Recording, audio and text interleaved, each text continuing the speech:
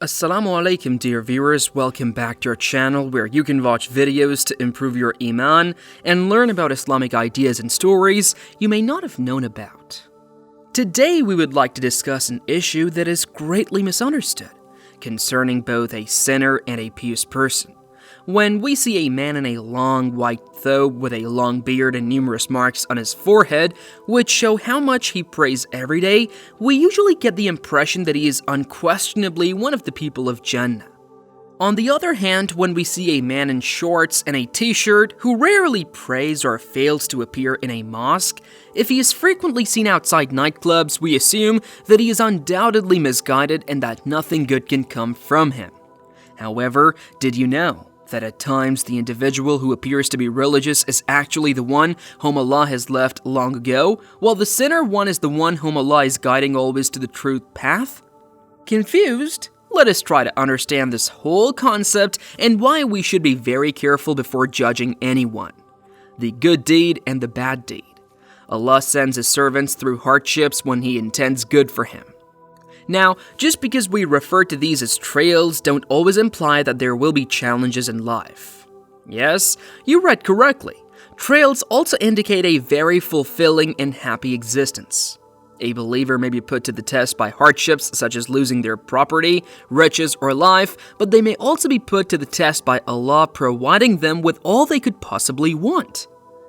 If a devout individual who prays 5 times a day and exhibits great religiosity encounters such a test, he or she may believe that Allah has bestowed all of these material possessions onto them because of any of His good deeds, which is totally false.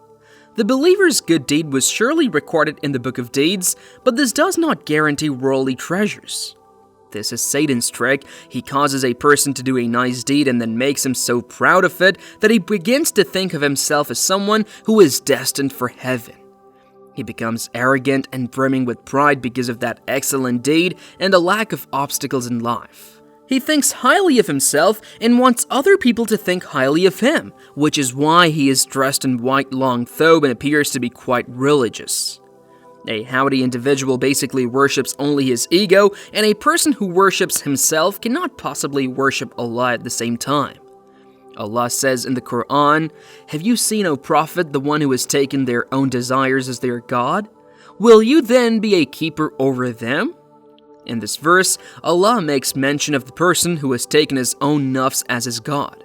Such a person is only a servant of his ego or materialistic desires or both. And in doing so, he expels himself from being a devoted servant of Allah. Conversely, let us examine an individual who appears to be highly irreligious and immoral. It is possible that they have committed a wrongdoing that is internally consuming them. He must be regretting it so much that it begins to haunt his entire existence, and he joins the group of those who are always pleading with Allah subhanahu wa ta'ala. He was perpetually humbled by a single sin, which may or may not have been a serious one.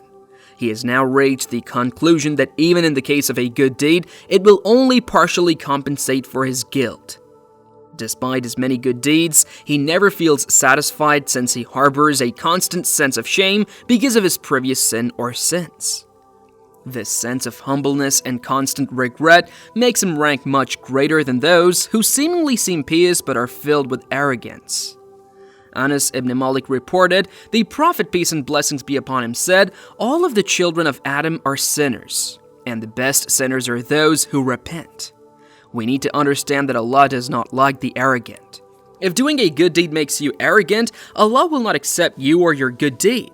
While on the other hand, if a sin makes a sinner guilty and humble in front of Allah, Allah will not only erase that sin but also raise his ranks among His servants.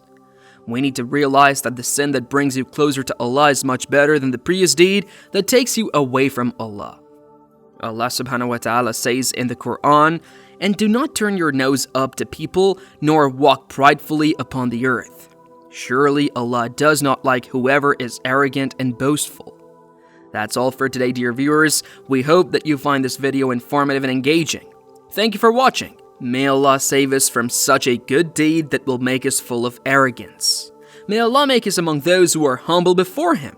Please like, share, and subscribe to our channel for more insightful content. Until next time, Assalamu Alaikum.